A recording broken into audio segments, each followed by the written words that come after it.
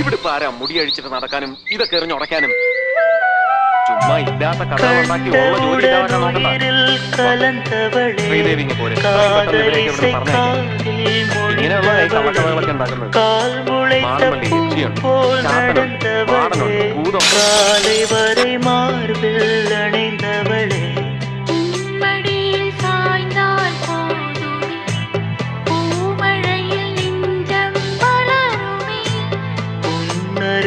வாழ்ந்தால் போதுமே, அதுவே சுகமே, கவலை விடுமே, சிகரம் தொடுமே.